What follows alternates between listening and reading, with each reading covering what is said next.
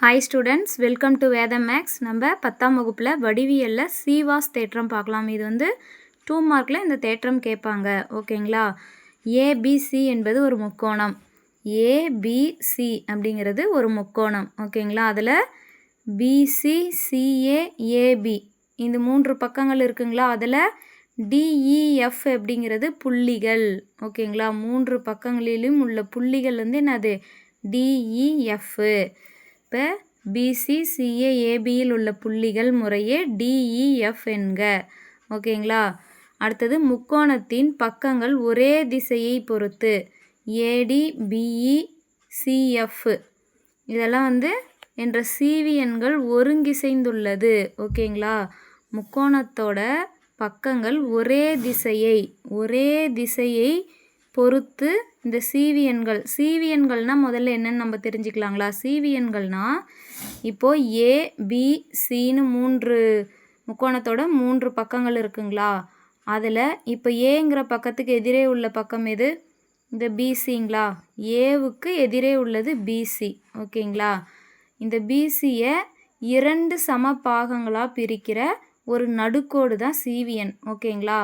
பிசியை இந்த ஏவுக்கு எதிரே உள்ள பக்கம் பிசி, இதை 2 சம பாகங்களாக பிரிக்கணும். அதாவது ஏவிலிருந்து ஒரு நடுக்கோடானது இந்த பிசியை 2 சம பாகங்களாக பிரிக்கும். அதுதான் சிவிஎன். இப்போது ஏவிலிருந்து பிரிக்கிறது பிசியை 2ஆக பிரிக்கிறது எது? ஏடிங்களா? அப்போ ஏடிங்கிறது ஒரு சிவிஎன். அடுத்தது பிக்கு எதிரே உள்ள பக்கம் எது? சிஏங்களா? இந்த பிக்கு எதிரே உள்ள பக்கம் சிஏங்களா? அப்போது இந்த பிஏ சிஏங்கிறத 2ஆக பிரிக்கிற கோடு எது? 2 சம பாகங்களாக பிரிக்கிற நடுக்கோடு, பியிலிருந்து வர நடுக்கோடு தான் இந்த சிவிஎன். பிஇங்கிறது ஒரு சிவிஎன். ஓகேங்களா? நெக்ஸ்ட்டு சிங்களா? சிக்கு எதிரே உள்ள பக்கம் ஏபிங்களா? சிக்கு எதிரே உள்ள பக்கம் ஏபி. இது இந்த பக்கத்தை 2 சம பாகங்களாக பிரிக்கிற நடுக்கோடு, அதாவது சியிலிருந்து வர நடுக்கோடு எஃப்ங்களா? சிஎஃப். அதாவது சிஎஃப் இது அதாவது 2 பக்கங்களாக 2 சம பாகங்களாக பிரிக்கிற நடுக்கோடு தான் சிவிஎன். ஓகேங்களா? எதிர்பக்கங்களை.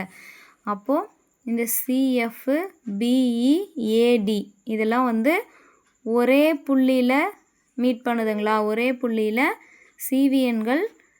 சிவிஎன்கள் ஒருங்கிசைந்துள்ளது. ஓகேங்களா? ஒரே புள்ளியில் எல்லாமே ஜாயிண்ட் ஆகும். அது அப்படி ஜாயிண்ட் ஆனால் நம்ம என்ன எழுதலாம்? அதாவது ஃபஸ்ட்டு இந்த பக்கம் இருக்கு இல்லைங்களா? இதை பிடிங்களா டிவைடட் பை டிசி, இது 2ஐயும் வகுத்து எழுதலாங்களா? BD divided by DC.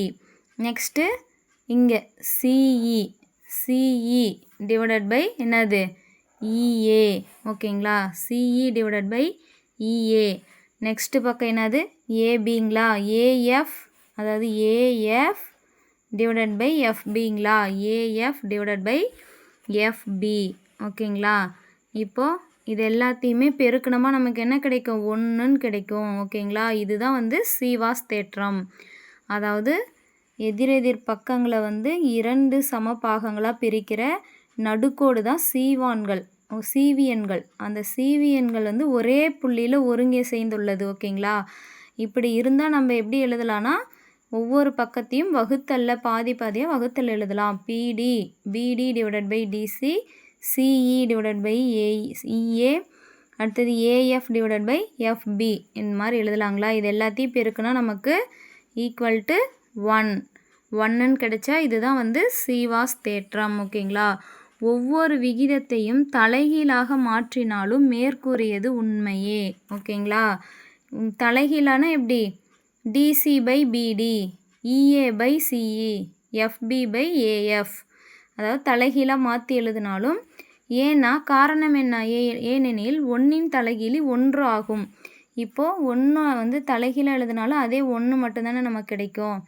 அதே 2 தலைகீழாக எழுதினோமா 1/2ன்னு வந்துடும். அதனால் 1ன்னு இங்கே இருக்கிறதுனால இதை தலைகீழாக நம்ம மாற்றி எழுதினாலும் இதோட வேல்யூ 1 தான். அதாவது ஒவ்வொரு விகிதத்தையும் தலைகீழாக மாற்றினாலும் மேற்கூறியது உண்மையே, ஏனெனில் 1ன் தலைகீழி 1 ஆகும். இதுதான் ஸ்டூடெண்ட்ஸ் சீவாஸ் தேற்றம். ஒன்றுமே இல்லை, அதாவது ஏபிசிங்கிற ஒரு முக்கோணம், அந்த முக்கோணத்தை ஒவ்வொரு புள்ளியும் அதோட எதிர்பக்கத்தை ஒரு நடுகோட்டால் பிரிக்குது, 2 சம பாகங்களாக பிரிக்கும். அந்த நடுக்கோடு தான் சீவியன்கள். அந்த சீவியன்கள் வந்து ஒரே புள்ளியில் ஒருங்கிசைந்துள்ளது இல்லைங்களா, அதனால் அந்த கண்டிஷன் அந்த ஒருங்கிசைந்துள்ளது என்பதனால் நம்ம எப்படி எழுதலான்னா BD divided by BC, CE divided by AE, அதாவது பாதி பாதியாக வகுத்தலில் நம்ம பெருக்கும்போது நமக்கு என்ன கிடைக்கும், 1 அப்படிங்கிற கண்டிஷன் வந்தால் அதுதான் வந்து சீவாஸ் தேற்றம். தேங்க்ஸ் ஃபார் வாட்சிங் ஸ்டூடெண்ட்ஸ்.